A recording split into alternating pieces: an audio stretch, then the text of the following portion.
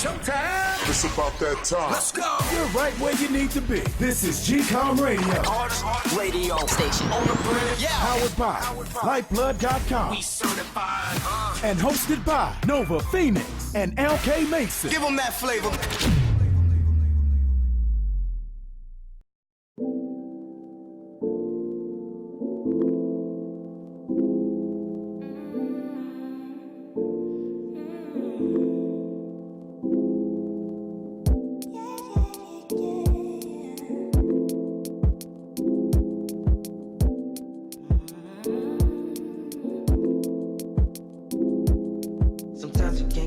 Swallow pain pills. I know I never be as wet as the rain will. Me and Jesus staying on the same wheel. Lucy and that girl sent the same deal. That's the type of pain that stays still. If it's up to me, then I breathe like an angel. She told me believe.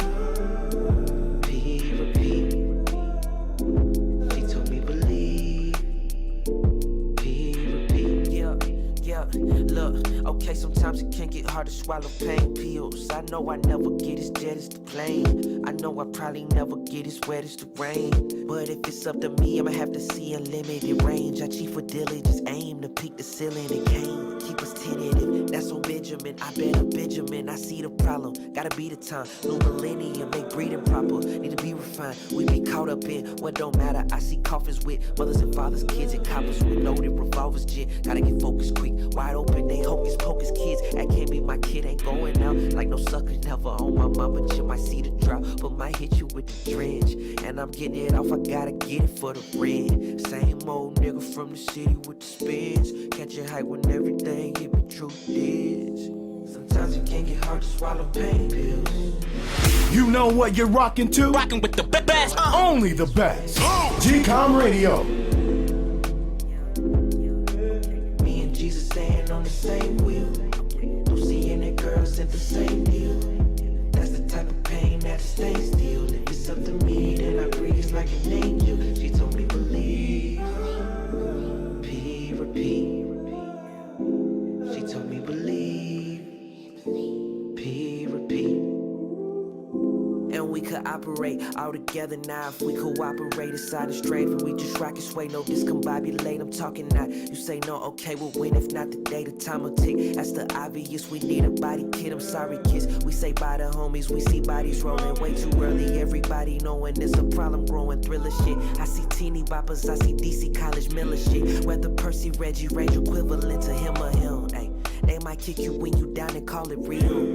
Pick the locks at your heart just to steal anything, man. I've been troubled. Now pour me a double and ring in a couple. I've been on one, coping with the inner me. I'm learning from the old one. Attention, pay the simple things. I'm trying to make the most of it. Look out for tendencies and frenemies, cause most of them push your low energy. They causing the commotion. Yeah, you know. Sometimes it can get hard to swallow pain pills. Yeah,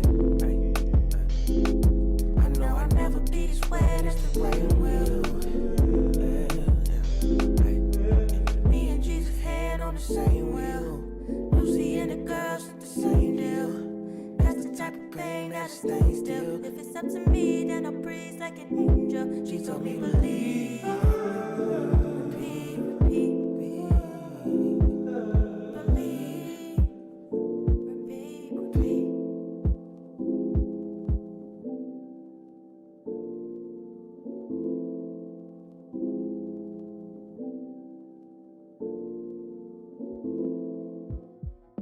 What is going on, y'all? This is Nova Phoenix. I'm your host of GCOM Radio on iHeartRadio. That's right. We coming with another episode with some good music. And I gotta say, I gotta give the music. We always have bonus tracks, so we want to bring it back to some artists that we played before.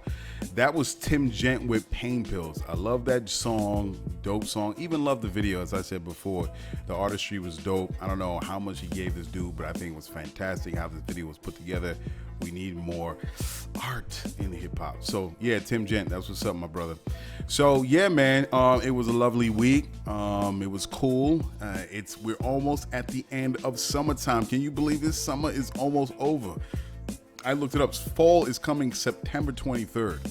Man, listen, we got another 3 or 4 weeks. Enjoy it, y'all. Enjoy it. I'm doing my thing with my diet too. I'm coming along. I say by the end of the year, I should get back down to the weight that I want to be at. I'm getting there.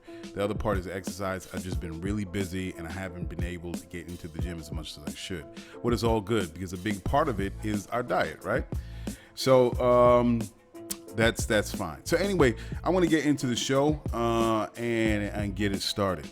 So we're going to talk about a couple things. We're going to talk about regenerative economics. We're going to talk about Jay-Z and the NFL. I have my opinions. Everybody's talking about Jay-Z and what he's done with the NFL. A lot of people don't like it. A lot of people want to support him in ways. They're reluctantly supporting Jay. I have my own opinions, and I'm not going to knock him. I'm not going to tear him down and do all that craziness because Jay does have a history of helping people. But, of course, folks in the community, a part of the culture, got to be very weary of how things like this happen because this happened before. People are very weary when it comes to that. So anyway, we're going to get into that a little later. So, all right. So for the topic of the first show, I found an article where this guy has started his own movement, and I thought it's very similar to Lyfeblood.com and what we push as far as our mission statement. And I thought it was key. I would love to have him on the show. It would be great because he's having his own work being done as far as kind of trying to change the way society is moving and the direction that society is moving in right now. So this gentleman, his name is John B. Fullerton. And he, at one point, was tired of working for Wall Street. And he decided to say, you know what, I'm going to get out of this. He was working for JP Morgan, and he was a managing director of a company's global capital markets. He left in 2001. He wasn't feeling fulfilled, and he said, you know what, I'm out of here. So he decided to try to find himself after reading books and everything, after 9/11, because he was on his way to getting some things done. But 9/11 happened in 2001, same thing as me. I was working with some cats, and anyway, that's a long story. So he finally put out a book in 2015 called Regenerative Capitalism: How Universal Principles and Patterns Will Shape Our New Economy. And it's so eerily similar to what Lyfeblood is trying to do. And of course, it's a beautiful thing, and I love it. I love it. And he's not just him. Me doing this research, I find out there's another outfit that's doing the same thing. It's called Bloom Network. They're on similar, and they're taking his coin phrase of calling it regenerative economics, and they're getting into something. So human beings of this society is deciding that, you know what, we are going down the wrong path. We are like a bullet train that's heading right off the cliff, and nobody's doing anything about it. We're going to do something about it. So I welcome, hopefully I could get this man on the show, and I'll reach out to him and see what can happen. So he has a couple of points. So the points were so much similar to Lyfeblood.com and his mission statement. I posted it on my IG at Lyfeblood if somebody wants to check it out. And it's called Regenerative Economics. And under it is honoring community, living in abundance, a global justice, peer-to-peer economy, welcoming, advancing technologies, and exercising creativity. We're literally two peas in a pod, and we're heading down the same road, and I'm glad that humanity is doing something about it, and they're working in their own corners to start their own movements. So hopefully we can connect somewhere along the way. So under it is honoring community, and I feel for this, honoring community. I think what makes a great nation, what's the criteria on what makes a nation great? Is it money? Is it the trade that we do? Is it what's coming in out of the debt to GDP ratio, things of that nature? And I think it's a wayward, or I think it's barking up the wrong tree. And I don't think we can use economics as a matter to judge where we are as a society health-wise. It's one part of it, but it's not the only thing. And I think what we have to do in this new regenerative economy is to honor community. That's very important. What makes a healthy society? I think what is key to making a healthy society is having a solid family. A solid family is the nucleus of any community. If you have a solid family, you're going to have a solid county. or town. If you have a solid county or town, you're going to have a solid state. If you're going to have a solid state, let's say in the United States, you're going to have a solid nation, or say a province if we were in Canada. So I think it's very important for us to have a healthy family, and that's mental health, that's an economic health. If we're in a currency point of view, if people are able to deal with their own personal health, physical health, communication with the family, making sure the kids are going to school, having enough time off where you can build those bonds with not just your family, but also in your immediate community. I think that is a key thing. But certain things within our society is keeping us from that because of the crushing debt that we are dealing with in a hyper-capitalist society. Yes, we are living in a hyper-capitalist society. Everything is for sale. Everything. We are literally cutting off our arm in order to sell it, okay, so we can make money. And I think once the society starts doing that and not thinking about the negative effects of what's happening to itself and to the environment around them, the space around them, I think we are definitely headed down. We're in a sick state of mind, a state of being. So you have to have in a regenerative economy. I'm sorry, I'm slipping up. Is honoring community. The next thing you got to have is living in abundance in a regenerative economy. I do not believe in scarcity. I think scarcity is man-made, whether it's well, I put it like this, in a sense. Scarcity it's man-made, and it's created by the captains of industry that's pulling the levers and hitting the buttons in order to control the market, in order for them to make as much money as possible. Say, for instance, if we have an orange. If we have an orange that should be 50 cents in a normal state of business, sure, I'm going to sell oranges at 50 cents. But if I control how much orange is out there, if we understand the basics of a financial system, if you have a lot of a certain product, you're going to sell it cheaper. If you have a small amount of a certain product or whatever, you're going to sell it high because there's less of it. If you have something that's scarce, you can sell it to the masses at a higher price, i.e. diamonds, right? Diamonds are not rare. Diamonds are everywhere, okay? But that's another conversation with De Beers and how they trick people and try to sell these little rocks, clear rocks, beautiful things when you cut it right. But really, they're everywhere, all right? It's like dirt. They're everywhere. You're picking up off the floors in Africa. Anyway, so abundance, I believe in abundance. There is no such thing as scarcity. We can control in terms of abundance when it comes to our food, we can control our food.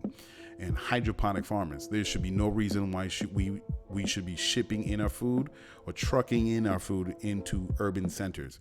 We can build hydroponic high rises where we can create as much fruits and vegetables as we can. That's the freshest it can be to the community. All right. So for instance, I had this conversation before and people were saying, oh, well, there are only a few things that you can create hydroponically. No, I looked it up. You can have lettuce, tomatoes, radishes, celery, cucumbers. Fruits is like watermelon, cantaloupe, strawberries, blueberries, grapes, herbs, olives, oregano, basil, sage, rosemary, everywhere. There should be no reason why we should be trucking in our food. And there should be no reason why we can't control how we raise our food or we farm our food. We can do it. And also you can create jobs if you build hydroponic high rises. All right. 3 or 4 at a time. It can feed a city. The other thing is in abundance is that's a part of our food. A little different. How abundance can affect us negatively. The livestock industry is harming the environment. They're saying I'm going to read off. Much of the world's pasture land has been degraded by grazing or feed production, and that many forests have been clear cut to make way for additional farmland. 2, total phosphorus excretions are estimated to be 7 to 9 times greater than that of humans. 3, the beef, pork, and poultry industries also emit large amounts of carbon dioxide, methane, and other greenhouse gases. We have to start being real with each other and saying, all right, we have to control what we're consuming here, because we're either affecting our environment negatively, or we're taking too much from this particular animal that we meat eaters eat. For instance, fish or salmon. We are overfishing certain species of fish to the point where they're not able to replenish in the parts of the ocean that they live in. We have to be real with each other, just like how you tell your kids, no, you can't eat crackers and cookies and chips for dinner. You have to have a meal.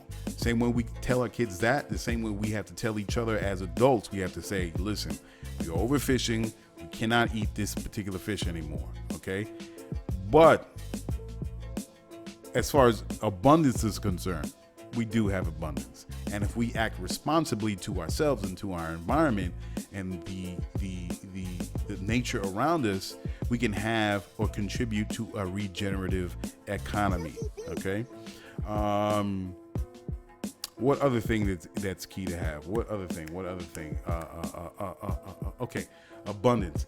Another example, as far as abundance is concerned, is our water. I never understood that. You're saying we're scarce on water. I'm not to say that California is not having scarcity as far as their water is concerned, where they're controlling the amount of water that people are using. I know it's a part of nature, all right, where you don't have enough rainfall.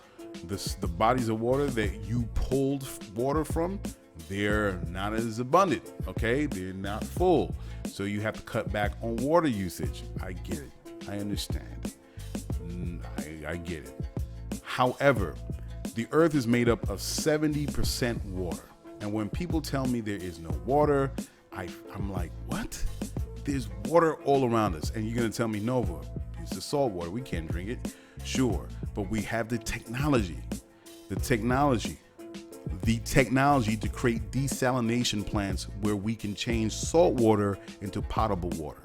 We can do that. We have to have the will, the vision, and the courage to say, all right, listen, all right, we need to make this particular plant because obviously we're running a drought. 200 years ago, 500 years ago, we were victims to nature, to our surrounding environment, right? So we had to move with the herd or go where there was water. We don't have to do that anymore. We have advanced to the point and we have discovered certain technologies where we can control our environment when it comes to our food sources, when it comes to our water. We do not have to be victims to chance and whatever nature gives us. We can control our environment and grow our food. Okay? So we can live in abundance. It is there. Look behind the shroud and you will see how it is being controlled and how you have to take responsibility for yourself and how much you are taking and how much you're giving back. All right, so we're going to we'll continue into the rest of the points for regenerative economy as part of how Lyfeblood is going to play into that and how it's a part of the mission statement. But we're going to get into the first song. The first song we got going, let's see what's going on.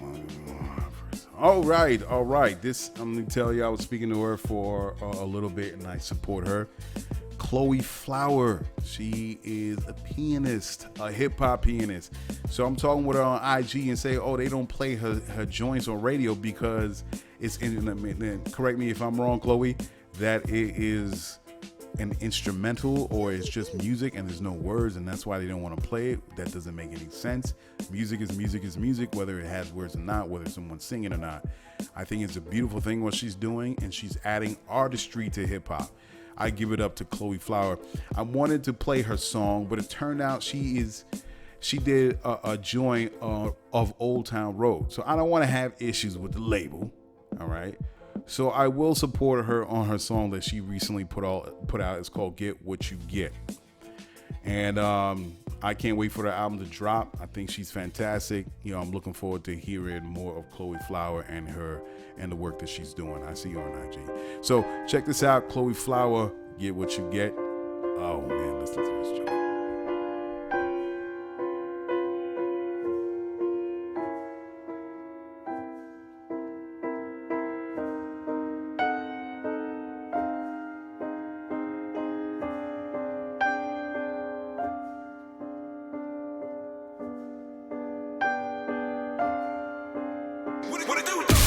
It's GCOM Radio I am one of the flyers. on iHeartRadio.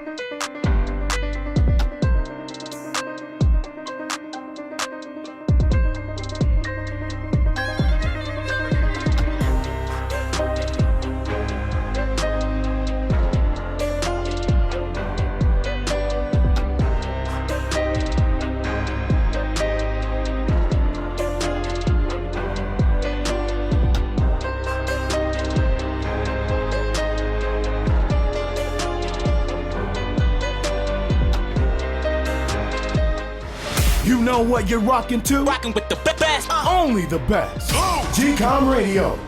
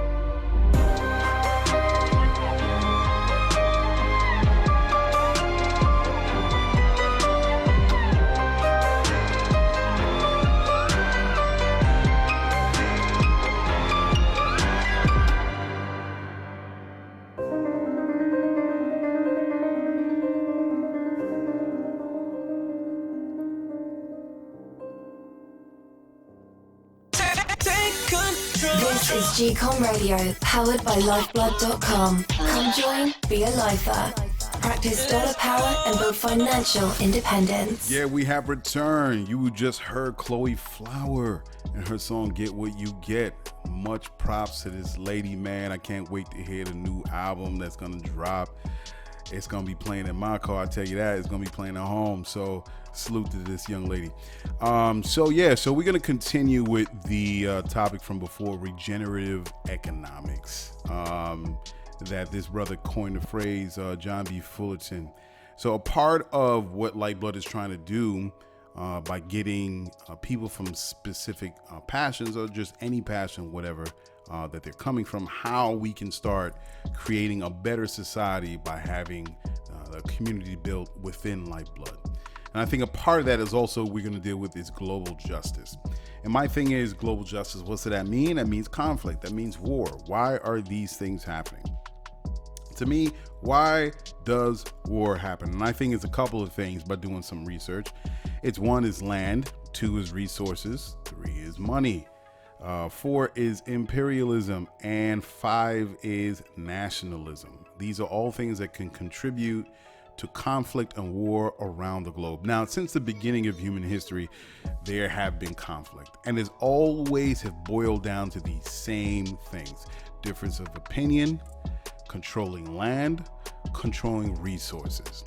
And I think at this point in time in 2019 that we have seen every inch of this planet. We have satellites in the sky. We know every part of the ocean, well, except the deep ocean, but we know where the oceans end and where they begin. We know where the land ends and where it begins. We have a North Pole, South Pole, Antarctica, everything. We know where everybody's at. We know the human migrations. We know where they ended up. We know where we are today. Whether we want to acknowledge certain things that we have done in history or not. We know every inch of this planet, and there's no place where someone can't go and not see another group of people. At one point we thought that. It's like, hey, what's going on over there? Let's check it out. Hey, there's land. Oh, look at that, there's people over here. All right. Or what they thought there was none, and then find out later, a couple weeks later, while they're walking around in this new land, that there are people. So, and of course, when two different people from two different sides meet, eventually you're going to have conflict. I want your land. I want your resources. We have to deal with that. And I think, again, with our technology, and technology is not always the answer. Our technology, I use that because I found out by reading article upon article, different people, reading up on them, that we've had the answer for a long time. What is the problem is human beings. We are stuck in archaic ways of being. We're still stuck in a Neanderthal, early human mode of thought. And not that we have, that knowledge is linear. We've had knowledge in past civilizations, whether it's dynastic China, dynastic Egypt, whether it's certain how should I say,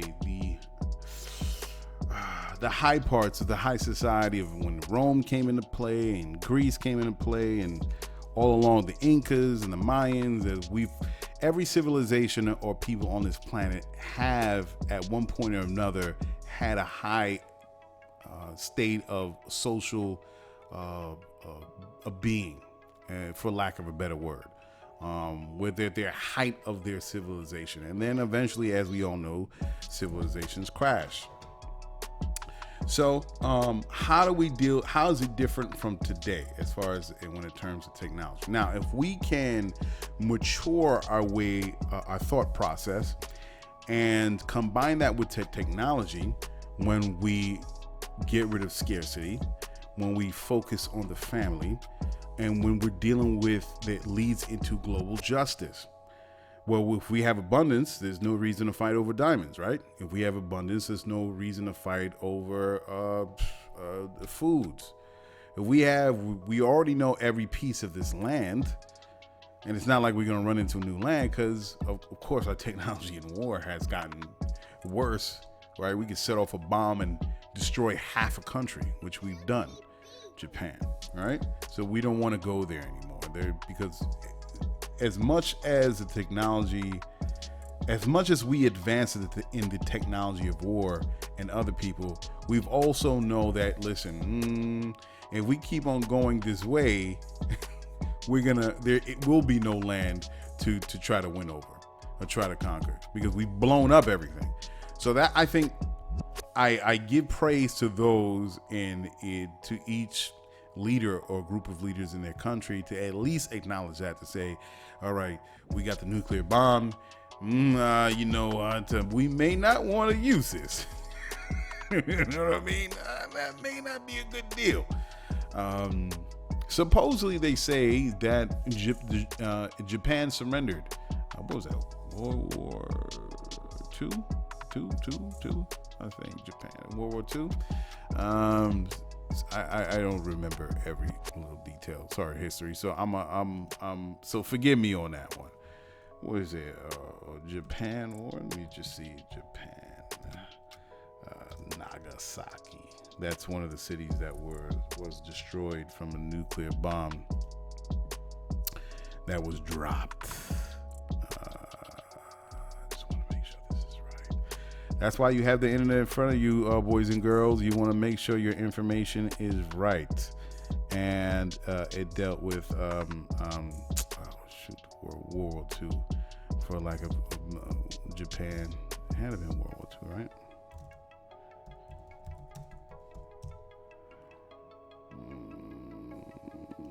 Yeah, World War II. I was right. Okay, so it happened in World War II. So where was I? Okay, yeah. After they said that Japan already gave up during World War II, but Americans dropped the bomb anyway. I think people wanted to see what was going to happen. He was like, man, we came this far of creating this like immense destructive device. Drop it anyway. And they dropped it on Nagasaki and Hiroshima. So that was very sad. So we figured it out even after that. We don't want to do that, because if we do that and war is all about taking over and conquering other lands, we can't do that because we've created weapons that are so destructive. It defeats the whole point of going to war in the first place.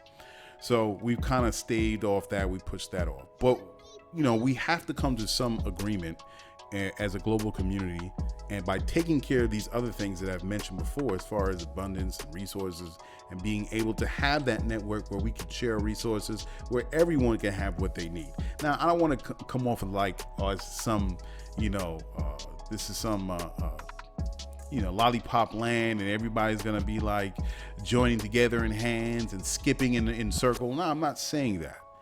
But we already have a global economy, and we're interconnected. If where something happens wrong in one part of the world, there is a cascade effect that affects another part of the world. All right. So if we understand that dynamic, we also have to agree to the fact that we have to deal with each other as human beings. And especially with this stupid thing with the trade and tariffs between the United States and China, it's ridiculous. We can cause our own problems if we have these nationalistic ideas and figure that we have to be the apex predator of the world. And it's already, we're going down the wrong path with this thought process. All right. I think the next thing that we have to deal with in a regenerative society is welcoming advancing technologies. Now, there's a thing that happens that I've found out over time, especially in recent American history, is that certain technologies have been invented. It's not something that has been invented now and it's like, oh my God, this is great, this is beautiful. Certain technologies were created 50 years ago, 60 years ago, 80 years ago. But the inventor, Nikola Tesla, was pushing forward to try to get his invention out to the people, because usually inventors are like that. People that invent something, they don't do it so much for money. They do it because it would change the way people interact and make people's lives easier by introducing this new technology to the masses. You say, hey man, all I care about is getting out to the people. But then there are those in power to say, no, we don't want to do that. We can make some money off of it. What are you talking about? And all of a sudden, they'll do something conniving by buying the technology and shelving it because they want to save their invention or the current state of being, or the current state of the way society is functioning under their technology.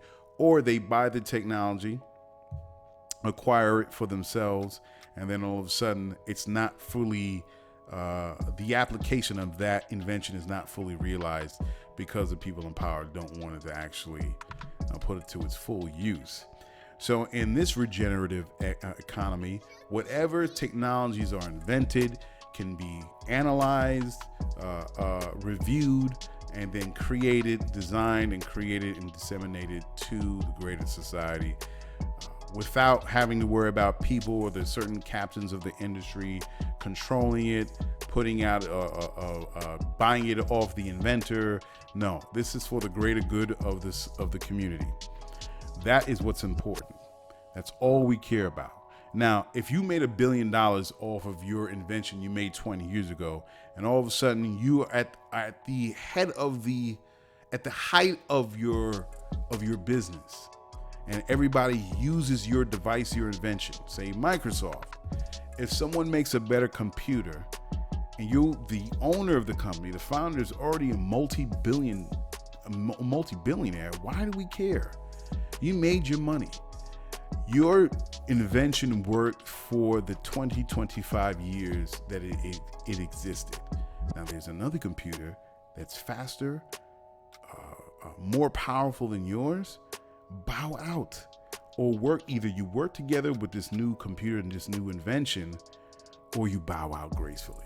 You're a multi-billionaire. You have enough money to start another industry. You can. But this, again, we're dealing with the ring. Precious. You know what I mean? We're dealing with the ring, and people do not want to relinquish their power. And that is a problem for every human being, no matter what race, no matter what gender. Once you achieve a certain level of power, you do not want to relinquish it when the time is done for that particular invention or what brought you into power because of that technology. We don't do that in a regenerative economy within Lyfeblood.com. You create something that's great. You are at the head of this industry that you're working in, but if something comes along 15, 20 years later and it's a better product, it is what it is. It's for the benefit of the society. That's what's most important.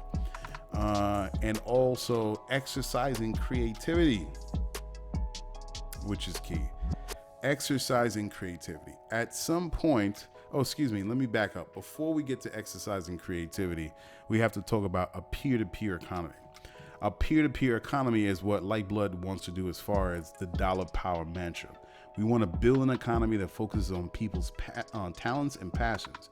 Whatever that you do, anything that you can contribute to build a purpose for yourself and the people around you, that is what's most important by having a peer-to-peer economy. No longer do you have to make X amount of dollars for some company, and all of a sudden they're undercutting you and you can't live and you're drowning in debt, and all of a sudden stress, mental health issues, all of a sudden you're killing yourself, you're shooting up school, or whatever the issue that you're having. No, we want to develop what's best out of humanity, what's best in you, that your natural born gifts. And even if you don't realize your gifts and when you're born, you have the room and the space to find out what your gift is by having a peer-to-peer economy. Whether you're gardening, whether you like pets and you walk in pets and you say, you know what, I want to be a veterinarian. You're a physicist, you're a videographer, you're a mechanic, and you're building a better engine block that's battery powered. That you're inspired by Tesla and you say, I could do it better. Fine, go about it. If you're a carpenter, you into wood carvings and you think it'll be to beautify our community. If you're a writer or you're into fitness, whatever that you are into, you have the ability to do it. If people support you, they can give you that $1 in order for you to live. And if you amass by promoting your passion to the people within this platform, and people give you a minimum of $1, it could be anything. You can have the money that you're getting from your network in order for you to pursue your passion. If you're an inventor, oh man, I invented this thing, and I need to buy the raw material. Fine, you promote it, you share your pictures, you share your video. People are party, people know what you're doing. They say, I like what this guy or this lady is about. Here's $1. You amass $5,000. Not only are you able to get the raw materials for your invention, but now you can live, you can pay your rent, you can get food. Because the days of starving artists are over. The days of the starving inventor, it's over. If you ask your network and the people in your network see that you are onto something, they give you $1. That's $1 from each person. We do it all. And they see you moving about and they are onto something. Now you have the ability to live, to eat, to have a roof over your head, to buy your raw materials, to the point where now you have got your first prototype, or you move past your first prototype and now you're mass producing it. It all comes from the community. Whatever that you do, you want to find purpose and not just deal with a job, a regular old job that you have to struggle and pull yourself out of bed. A peer-to-peer economy where now you can focus on what you really want to do. That's what Lyfeblood is about. That's about freeing people from the chains of working for others that don't care about your well-being. Now, you can work, right? But then you're not tied to it. In a peer-to-peer economy, in the dollar power mantra, you're making your supplemental income of $4,000, $5,000 a month, and you still want to work. Okay, go out and do your thing. But now you don't have to be a slave to your job. You can say, you know what? You deal with a dickhead boss and be like, fuck you, I'm out of here. Now, where you going? I don't need this job. You need me. I don't need you. And you go about your business and you could be home for 6 months. All right? You could do your thing. Or in the other scenario, as far as how technology, the advancing technologies is in our society, jobs are being reduced. Either entire industries will be eliminated, or the industries that you are working in do not need as much people as they used to. Unions probably needed 10,000 in union as far as iron workers and carpenters. Now with the coming of technology, everything is automated, everything is prefab. Now instead of needing 10,000 carpenters, now they only need 2,000. The current model where we live in does not work. So we have to think of something else that's going to sustain us in a new economy to push us forward. A regenerative economy, as how the gentleman coined it.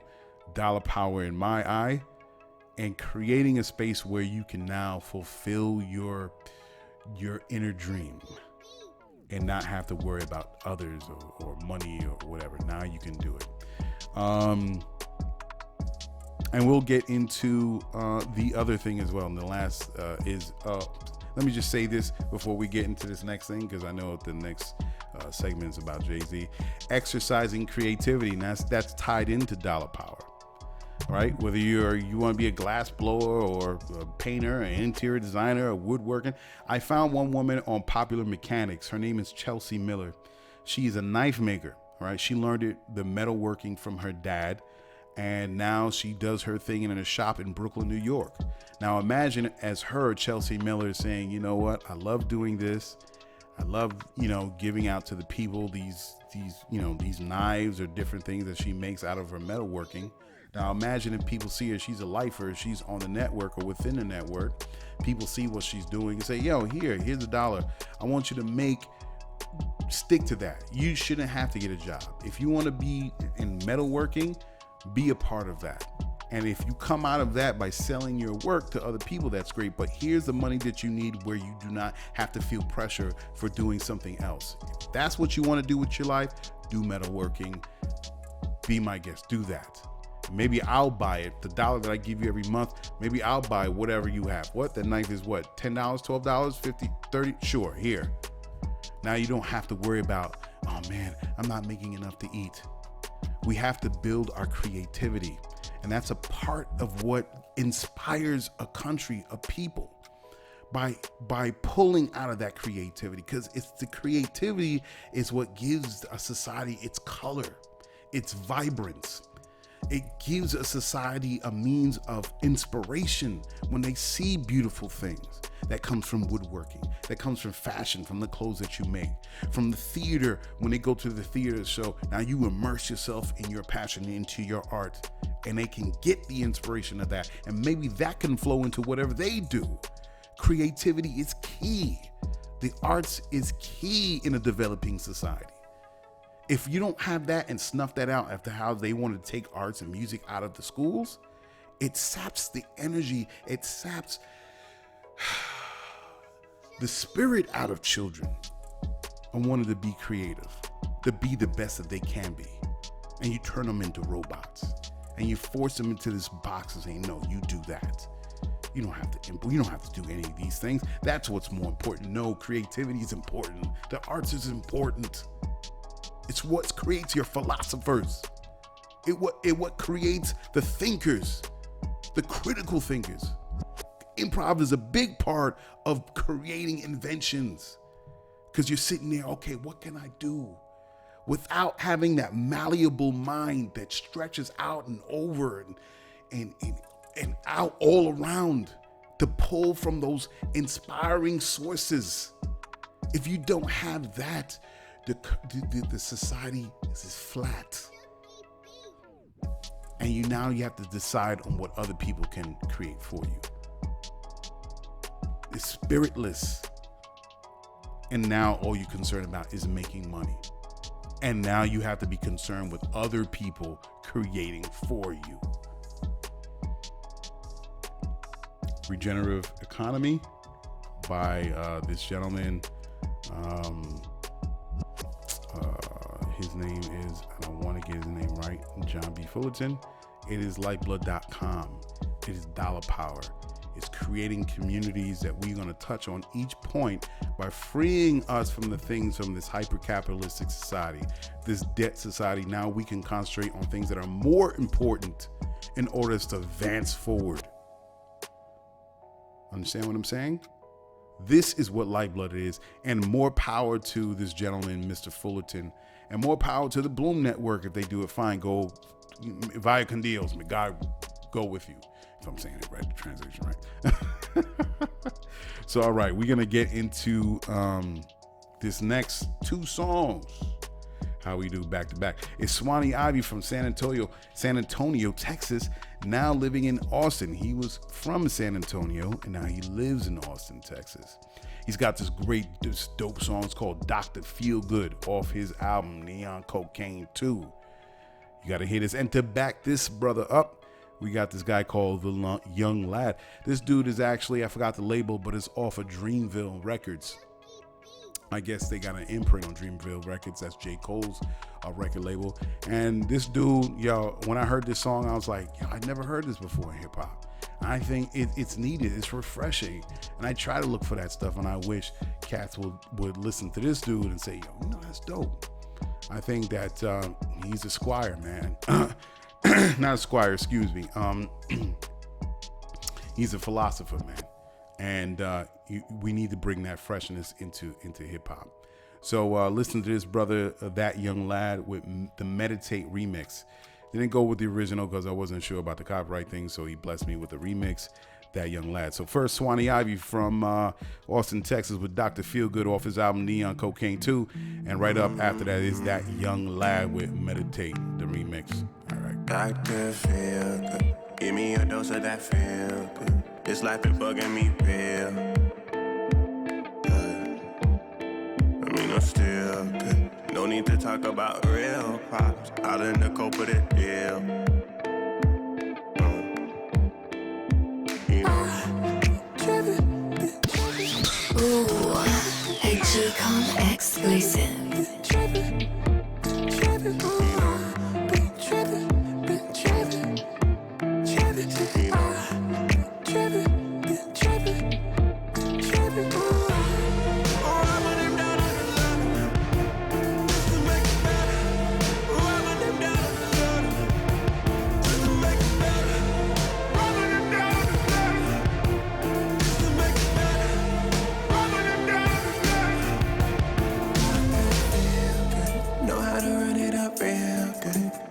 Back to the real. If these bills real, know you gon' fill it up real pills. Just hit a lick, that's a real. Just, you know.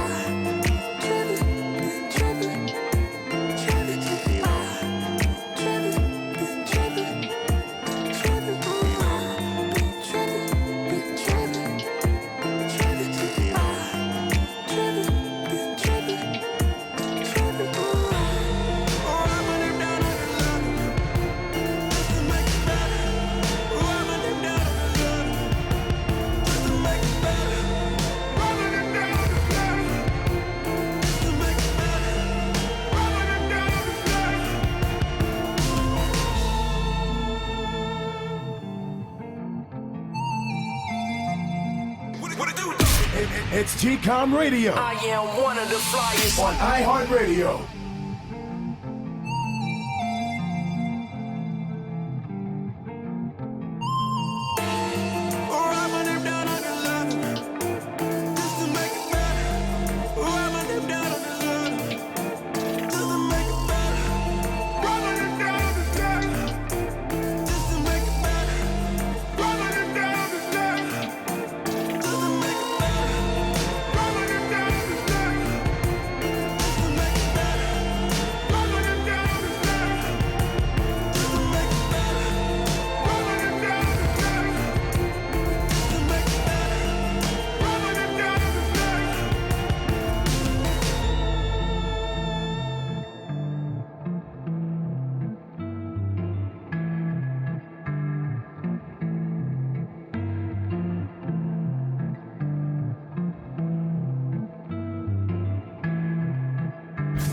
Sounding off around the world.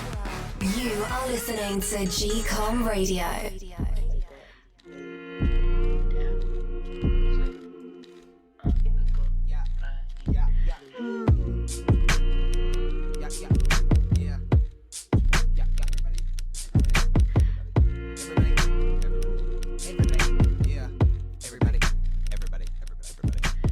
Everybody wanna be the boss, but nobody wanna take a loss. I mean, what the fuck that is? Everybody wanna be the shit, but nobody wanna take a hit. Homie, who the fuck you try to get? Everybody wanna be the boss, but nobody wanna take a loss. I mean, what the fuck that is? Everybody wanna be the shit, but nobody wanna take a hit. Homie, who the fuck you try to get? If you could take my rhymes and hold it in the sky, you would see that they shine like a diamond. You always do what you supposed to do, so I always address you as Simon. This the Enterprise, about to catch a vibe as the plane flies toward the horizon. I looked around and then saw some clouds. This a vantage point that's so enlightening. Use that vantage to my advantage. Felt like I managed all of the planets, though we barely up in the stratosphere. If you got a plan, then play your gambit. Hold your cards close, you ain't gambit. This from my soul, hope you can't stand it. Jealousy, well that ain't manly. There was a battle, I ain't take damage. If your IQ had some HP, like a character wouldn't take damage. Cause that thing as low as it's supposed to go. And we all wonder how you gonna manage. You out of here, you done been banished from the garden. Why you starting this rap thing? I do it outfit. I'll probably do it till I'm in a coffin. I'll probably do it when I'm older coffin. Lay over fire just like a cauldron. You and your team got no bravado, no head honcho, fold like pasta. Taking you down is no problem, I'm not sorry. I can't stop this, it's unconscious. Why bother? Get conquered like conquer. Everybody wanna be the boss, but nobody wanna take a loss. I mean, what the fuck that, yeah? Listen up. You're listening to GCOM Radio. Everybody wanna be the boss, but nobody wanna take a loss. I mean, what the fuck that is? Everybody wanna be the shit, but nobody wanna take a hit. Homie, who the fuck you try, kid? So dapper as I flip a chapter. Too fast, flew right past ya. Oh, you don't like action? Well, we keep that like star actors. The only star you are's an asterisk with no tactics and all baggage. I can't have it, that ain't savage. It's just honest, I spit rhombus. There's no concept we can't conquer with a full head of steam. Cowabunga, it's so conscious, my own concept defies Congress. That's my progress. I'm the most hurtful when the house of pain. And the word flow make y'all go insane. Smoke that purple to my brain. It's that young, you could not tame. My rap's like crack to your brain. Throw it in a box, couldn't be contained. If I had to choose love or fame, I'ma go with love, not entertain. Consciousness we must obtain. Negativity we must refrain. Is that a plus sign or a crosshair? Who gives a fuck? Still I ain't. All these motherfuckers wanna do it, but they have to the result. Disrespect costs you a joke. If you ain't grab on, how you gonna flow? If you ain't believe, how the hell you gonna hope? If you ain't try, how the hell you gonna know? What the fuck you wanna do? Wake up when you're 48, no debate. You misplaced, all of your dreams cannot replace. Now you got the shakes, did not keep the pace. You done lost the chase, so you go and grab the rope. Whoa, like whoa.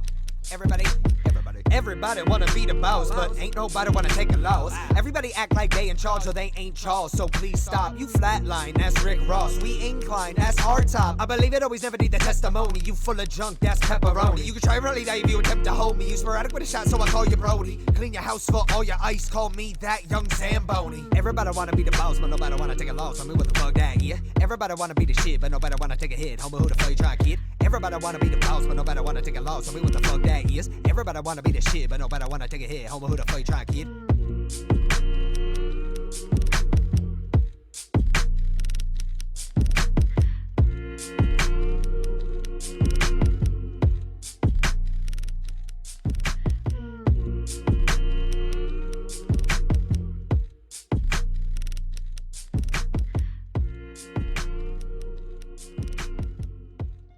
Yeah, man, that was Swanny Ivy with his song Dr. Feelgood off that album, Neon Cocaine 2. And right up after him was that young lad with Meditate. That's what's up, man. How'd you like that young lad joint? Yeah, both of them. Swanny Ivy and that young lad. You know I don't put crappy music on here. I only put the dope stuff. You know what I mean? All right, so we're going to get into the last part of the show. But you know, before we get into the last show, you know what we got to do? Cue the music, man. Ladies and gentlemen, Around the world and right in your neighborhood, it's the news you need to know.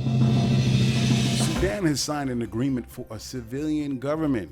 Last Saturday, one of Sudan's top generals, Mohammed Hamdan Dagalo, deputy head of the Transitional Military Council, and opposition alliance representative Ahmad al-Rabi, has signed an agreement for a peaceful transition to a civilian government over the next 3 years. A full makeup of a new sovereign council will run Sudan during this 3-year transitional period leading up to the elections. The council will have 5 members from 2 sides, plus a civilian agreed by both. There will be a 300-member legislative assembly to serve during the transitional period, and a cabinet of technocrats. Many people were chanting outside the RSF headquarters in Khartoum. Those in attendance were African Union Chairperson Musa Faki Mahamat, Ethiopian Prime Minister Abiy Ahmed, and reps from Egypt, Saudi Arabia, and the United Arab Emirates. Mohammed Nagi al-Assam, a leader of the FFC, Forces of Freedom and Change, said in a speech during the event that an investigation and justice is needed for the civilians who were killed. Spectators in the room chanted, "The martyrs are still with us. They are with the revolutionaries. Let's hope and pray Sudan can be on its way to peace and prosperity." UPS has secretly been delivering cargo with automated trucks. Founded in 2015, a company called Too Simple has partnered with UPS by sending out automated vehicles since May 2019. The vehicles have been outfitted with 9 cameras and LiDAR sensors to create a vision-based autonomous system. They're currently backed by NVIDIA and Chinese technology company Sina. Too Simple has a headquarters in San Diego, California, and another in Beijing. Too Simple says it is helping UPS establish a level 4 autonomous trucking. This is in reference to the Society of Automotive Engineers scale for self-driving vehicles. A level 4 is full autonomy that's locked to a designated geographic location. The vehicles will still have a safety driver and engineer to monitor the system.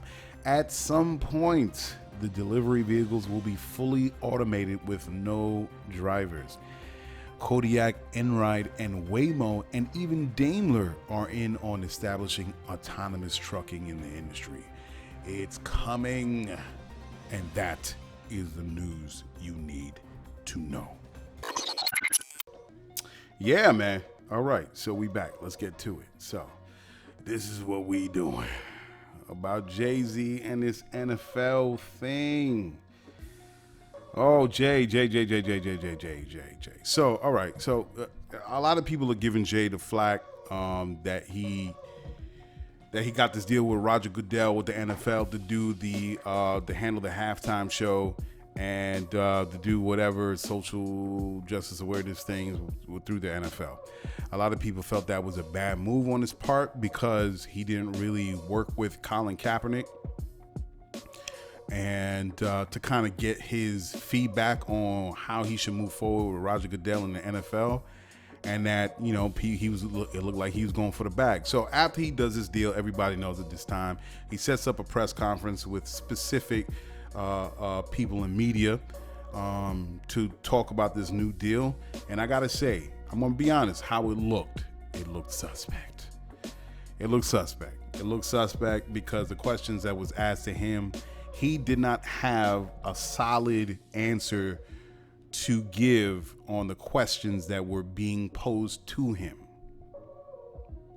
He didn't. He was doing a lot of stuttering. He was doing like, well, it just didn't sound good.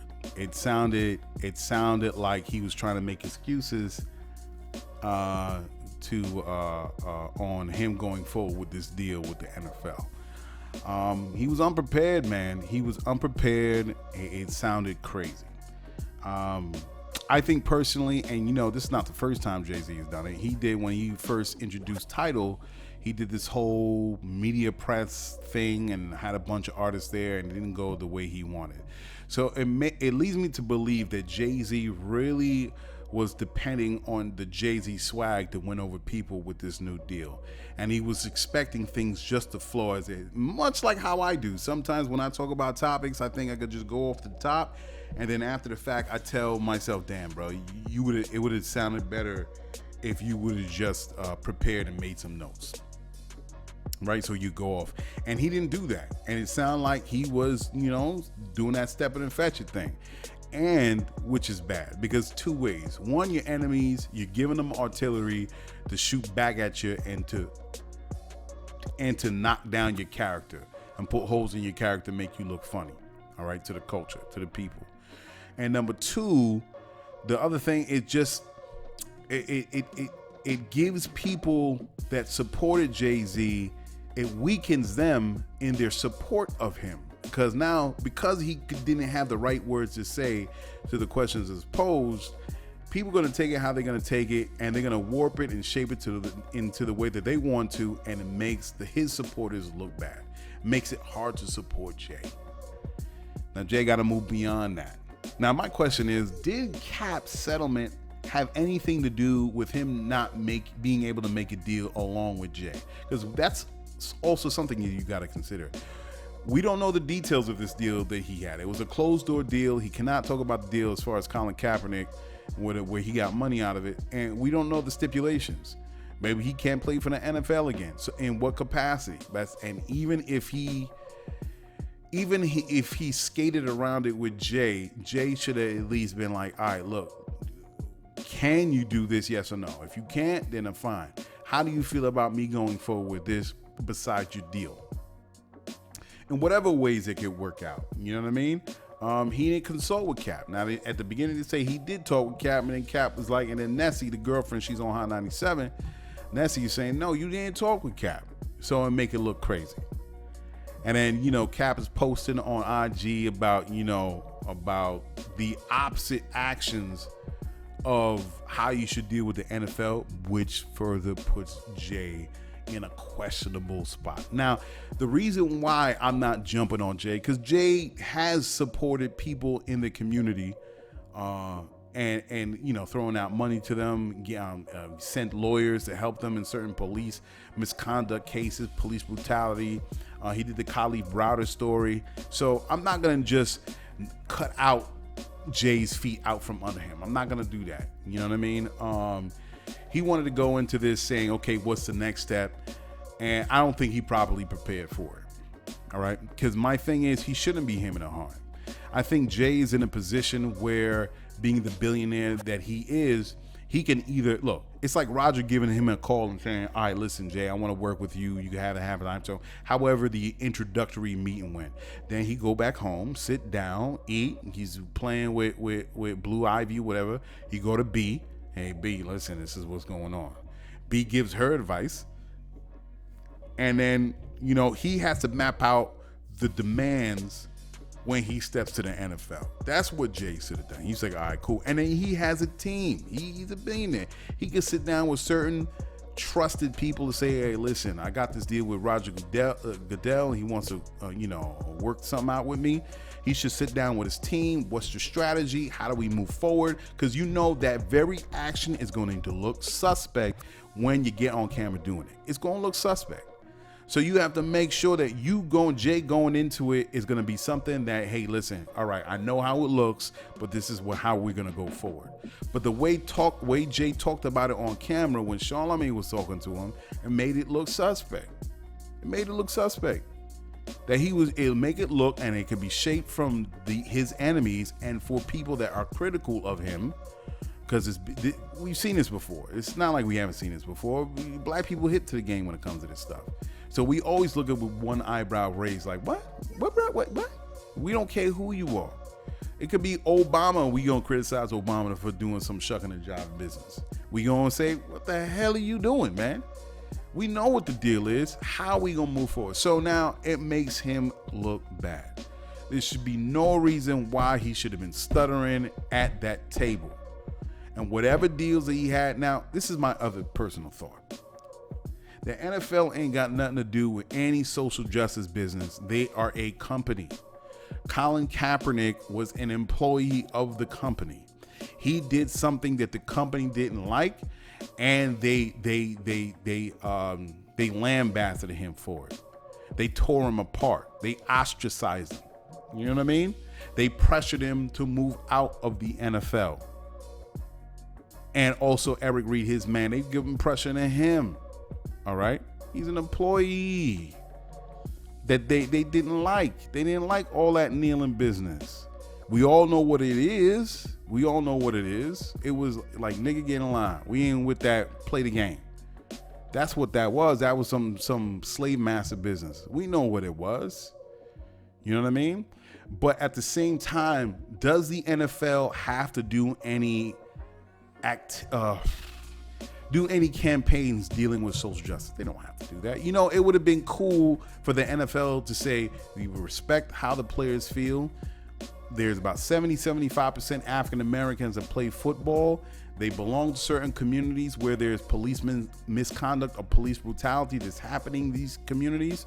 We support our players. We disagree with the aggression that's happening to certain people, and whatever they feel that they can do to shine light on the issue and support the people that are suffering under this, we support them as the NFL and back away. That's all the NFL had to do. That's all they had to do. But they had to come in with that slave master business and be like, what you doing, nigga? Get up off your knees to the American flag.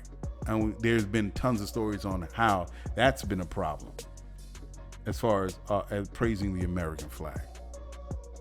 All right. So now the NFL got themselves in a little situation and they reached out to Jay. All right. So it's gotten so bad. What's happening? Jay wrote a verse. He wrote a verse to the backlash and he feels slighted. All right. He feels slighted. I wonder, the question is, how is this affecting B though? Because whatever business that Jay do or Beyonce do affects Jay too. And whatever Jay does affects B because they're a unit. How this is going to reflect on Beyonce? That's going to be the interesting thing because everybody going to give her the eye too. Like, yeah, man, it was funny style. I mean, the inner circle ain't going to be that critical, but those that stand outside the media, people, you know, their inner circle is going to be yesing them to death, so it's all good. But B is going to come under question. You know what I mean? But my key thing is, where do we go from here? The deal has been made. All right. Regardless of whatever you feel, whatever people felt like he stepped on the dead body of Kaepernick, walked over him in order to get this deal going, extending his hand to shake Roger Goodell's hand. That's how it looked to some. Others be like, yo, this is about business. F that. Let's see what he can do though, but nobody giving him a chance to see what he can do. All right. So where do we go from here? Because again, as I said, I don't think that the NFL should, they're not the ACLU. They're a sports team. They're a sports, not even sports team. They're a sports organization that does football. All right. So now what do we expect to come from them from the NFL? It's funny. It may not come from the NFL as far as the whole organization. I expect more to come from the players. The players that come from these communities. That's all. If they come from Chicago, they come from San Fran, they come from Texas, New Orleans, New York, Philadelphia, North Carolina, Florida, whatever communities that these players are coming from, it should be more coming from them. The NFL ain't got to do jack.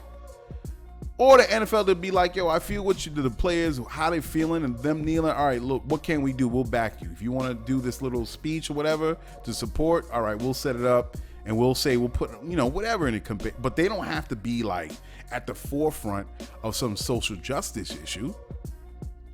You know what I mean? They don't have to. It's good that they say something in support, like you could have Ben and Jerry's. They've said some things that they don't like how the government is working or something against Trump, and that's a good thing from Ben and Jerry. That's a good deal. Or the whole thing with the Nike thing, regardless if people thought it was a hustle marketing, whatever. But for the Mike to come forward and do that, okay, that's pretty cool. All right, that's nice. Thank you for supporting the people, supporting your customers, Because it's the same people that are getting knocked over the head by cops that's wearing Nikes on their feet in those situations. So it's good that the Nike is doing that. But should the NFL have to? Nah. All you got to do is like, yo, I'm with my Roger Goodell could stand next to Eric Reed and Colin Kaepernick, put his hands around them and be like, I know what you're going through. I know what it is. Because injustice to anyone is an injustice to me, regardless of what color you come from. Injustice is a problem. We support our players. We support them as human beings, as men. Yes, we stand with them. Boom. And if they want to throw money in a certain direction, fantastic. It's the same thing I felt with that whole thing with what's that coffee place? What's that coffee place? When the two brothers was messed with, all right? And then they shut down a store. All the stores nationwide. It was a good gesture. I can't expect anything more from oh my God, that freaking coffee store. I don't know why I do this. Every time I go off and then coffee chain. Starbucks. All right. Starbucks. All right. That was a good gesture from Starbucks. That's what's up. I don't expect them to be marching in a march to Washington, because then now it looks like they're taking advantage of the situation, and they got a Starbucks banner that people hold, and it just looks, it don't look right.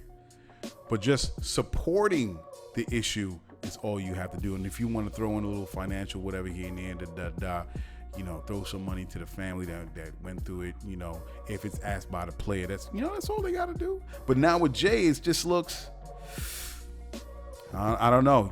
I always want to give him the benefit of the doubt, so I'm interested to see how he's going to do this. And in what way is he going to tie in the NFL with these social justice issues, and then tie it in with the artists? Is there going to be a message? Like, what are we doing here? And people at the end of the day are not falling for that Jay-Z deal. All right. So do not underestimate the intelligence of the people, because they'll look right through that. And that's what they do. That's what they doing right now. They looking through it like, what? Jay, for reals, me, you just done. And I can't front, that's how it looked, because I watched the sound bites, the press conference with him talking. And no, we passed kneeling. And I'm like, oh, it looked crazy. So, and the other thing is, my other critique is, I don't know what music got to do with seeking justice for people that being attacked by rogue cops, corrupt cops. I don't know what music I do. So if you get Nas up on that stage, if you get Drake up on that stage, you hear that barking? Yeah, I hear that barking too. You can't stop it, man. Life is life, man. Life is gonna continue. So if you go and get I don't know, any artist on that stage, how's this ties in with the issues that the black people, where these players, the communities are suffering from police brutality, and where the players come from tied into these communities. How does this all relate to dealing with the issue of police brutality by having Drake up on that stage? That's the details that Jay got to work out. So I give him support. I'm gonna sit back on this one and watch how he unfolds this. But if it looks suspect, I'm gonna call it for what it is. It's suspect. But if he does something that's worthwhile, I'm not gonna knock it down either. I'm gonna be like, okay, that's a good deal. All right, that's what's up. He did something. All right, so all right, deal. That's it. That's all we doing. I appreciate you guys listening to me. Hopefully, sorry, I got to clear my throat. Hopefully I can get Mr. Fullerton on the phone, and we can continue this talk through what he's trying to do and how Lyfeblood can possibly participate and be a collaborative partner in pushing forward this new society that we're building. So I thank you guys for listening. I appreciate it. Hopefully you liked all the artists that were on here. Shout out to all of them. And I will see you guys next week. All right, y'all. Peace. We out.